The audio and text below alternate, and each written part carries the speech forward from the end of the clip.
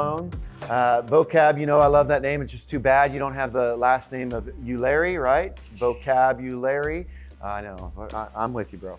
So I know you are an expert on this whole idea of Hebrew Israelites. And would you just tell us a little bit what or who are the Hebrew Israelites? So Hebrew Israelism is this ideology that has two main components to it. Okay. The first is that Black folks who were living in the Western Hemisphere that are descended of slaves, they are the true Israelites. And then they have no proof to back this up or substantiate this argument, by the way. There's no proof. The only thing that they have is verses in Deuteronomy describing the penalties of the curses of Israel. Sometimes different Hebrew Israelites will add other ethnic groups to that, like they'll say Hispanics as well, Native Americans as well. But the key component is basically everybody that's in America, like the Bering Land Bridge didn't exist. Is descendants of Africans are actually the true Israelites if they're the descendants of slaves and they live in the Western Hemisphere. The second aspect or component is that lineage, the physical descent, the physical lineage of all peoples has salvific implications. That means who your dad was matters in the sight of God in one of two ways usually. They either say you cannot be saved at all, so you're literally part of a non-elect ethnicity, meaning this group of people, Arabs, Asians. What he just said is exactly why I say that the Black Hebrew Israelites are a black supremacy cult. It's a racist black supremacy cult. And the reason being is because they're racist and supremacist because they basically are teaching and are longing for the day when they can rule and oppress the people that they believe have oppressed them. They look at it like get back, right? Get back. So that's number one. Number two, what they're saying directly contradicts what has been stated in the Bible. Now, if you want to get technical, in the Bible, it is stated numerous times. It is stated numerous times that because Jesus died, salvation is for everybody. And the Hebrew Israelites, they'll take and cherry pick verses, but they will not, they won't address verses that actually contradict their argument. And that right there is cult behavior. Like, for instance, let's look at one. Let's look at one, for instance, right?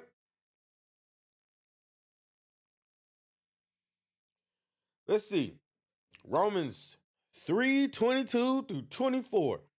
This righteousness given through faith in Jesus Christ to all who believe, there is no difference between Jew and Gentile, for all have sinned and fall short of the glory of God, and all are justified freely by his grace through the redemption that came by Jesus Christ. Well, since when did all suddenly mean this group of people and not this group of people? All means all. This is the problem. When you got these people who with middle school education levels and high school education levels trying to teach people and understand complex things that people have been devoting their generations to. Not just their lives, generations. Still can't understand everything.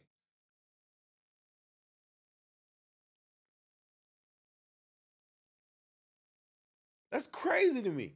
They'll run Romans 3, but at the end of the day, it says, and all are justified.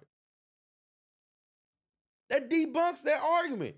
Like, basically, if you understand the context, which the Hebrew Israelites never want to talk about, what they love to do is shotgun scriptures at you. They'll just shotgun here. You just see what they say in this verse, then you see what they say in this verse, and then see what they say in this verse in order to make their point.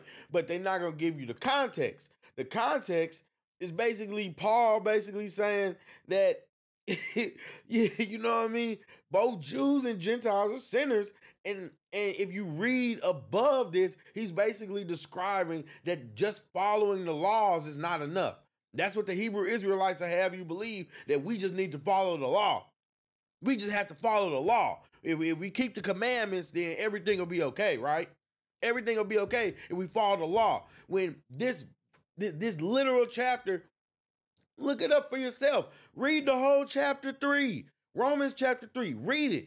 It's Paul describing how the Jews have basically and the Gentiles, they're not different anymore. They're not different anymore. And that's just one verse. If you really, like I said, like, understand, like, these people, they what they're doing is, like I said, they're twisting the Bible up and manipulating it in order to fit a narrative. And people that do that are participators in a cult. They're cult-like. They are manipulating people's need to belong to something, and then they're basically using that in order to gather their collective, in order to feel powerful. It's pathetic. It's sick. Caucasians, those groups of people, for example, cannot be saved. They're destined for servitude. The other type of Hebrew Israelites. For God so loved the world that he sent his only begotten son so that all might be saved. Paraphrasing, of course. But that's what I'm talking about. Like, how do you sit there and you claim to be the truth, but you'll cherry pick and leave out what's not convenient? That's the same deception that you accuse other people of doing. It's pathetic. They can be saved, but they always have to occupy a lower place in the church or the body of God. So they can't be teachers, for example. They're grafted in and they have to cleave to an Israelite. So there's an ethnic hierarchy based on lineage. Those are the two key components of Hebrew Israelism, yeah.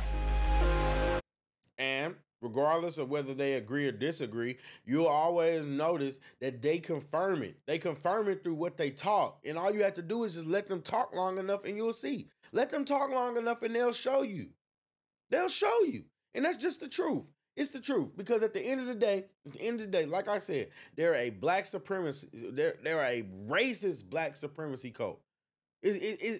And nothing like that can exist in a thriving, flourishing society.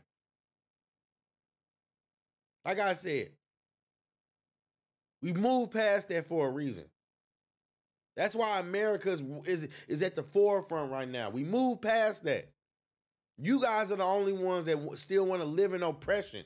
Why not take that energy and devote it on focusing on making the future better instead of trying to steal somebody else's past? That don't make sense to me. That's just the truth. That doesn't make sense to me. And that's why I said, look, I get people's want and need and desire to belong and to want to feel important. But at the end of the day, reality is reality. And you can't twist the truth in order to make it justify or make you seem better. That's crazy. Let's be honest. These people are doing Satan's work. They're stirring up confusion and discord.